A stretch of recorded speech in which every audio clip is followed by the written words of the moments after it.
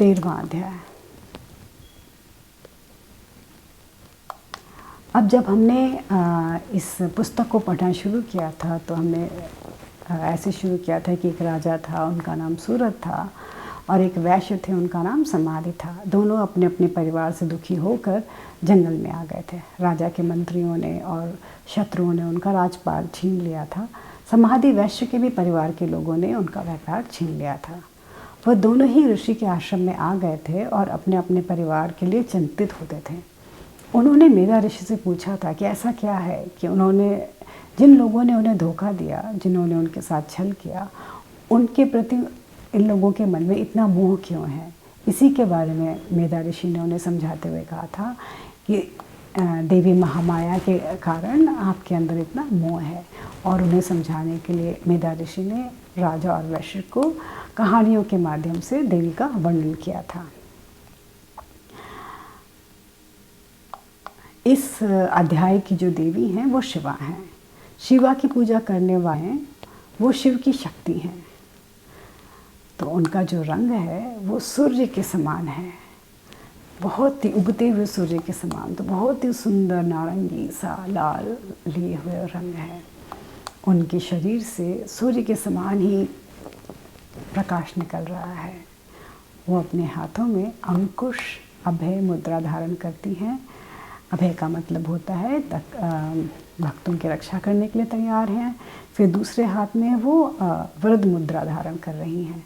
इसका मतलब है ये होता है कि वो वर देने के लिए तैयार हैं, वो आशीर्वाद देने के लिए तैयार हैं। वो हमें ये कह रही हैं कि मैं तुम्हारी सारी इच्छाओं को पूर्ण कर दूँगी।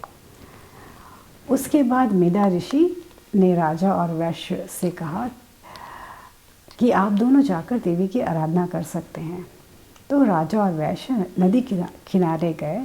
वहाँ पर उन्होंने देवी की मिट्टी से एक प्रतिमा बनाई और उस प्रतिमा की पूजा करना शुरू कर दिया और देवी का पाठ किया। धीरे धीरे उन्होंने पहले उपवास शुरू किया। पहले फल खाते थे, उसके बाद से सब कुछ खाना छोड़ दिया। तो मेरे ख्याल से ज़रूर जल पीते होंगे या कुछ लिक्विड पीते होंगे। और इस तरह से उन्होंने देवी का 24 घंटा देवी की आराधना शुरू कर दी। 3 साल तक ऐसे कठिन आराधना करने के बाद देवी ने उन्हें दर्शन दिया। देवी उनसे बहुत प्रसन्न हो गई और देवी उनके सामने आई। और जब देवी सामने आई तो उन्होंने पूछा कि जब आपको क्या वर चाहिए। राजा सूरत के मन में अभी भी कामनाएं बाकी थी, तो उन्होंने कहा कि मुझे मेरा राज्य चाहिए और मैं अभी और राज्य करना चाहता हूँ। देवी ने कहा कि तुम्हारा राज्य तुम्हें वापस मिल जाएगा और तुम्हारे जो शत्रु हैं वो भी सारे चले जाएंगे। इसके बाद जब दोबारा तुम्हारा जन्म होगा तो तुम ही मनु के नाम से विख्यात होगे। पूरी धरती पे तुम्हारा शासन होगा। ये वही मनु हैं जिनके बच्चों के रूप में हम मानव कहलाते हैं। जो समाधि थे वो थोड़े चतुर थे। उनका मन इस संसार मोह माया से भर गया था। उन्होंने देवी से कहा कि मुझे मोक्ष का ज्ञान दीजिए।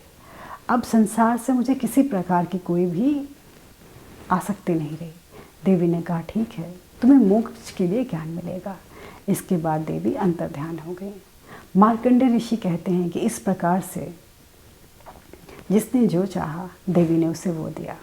इस प्रकार से 13वां अध्याय का समापन हुआ। देवी हम सभी पे अपनी कृपा हमेशा बरसाते रहें।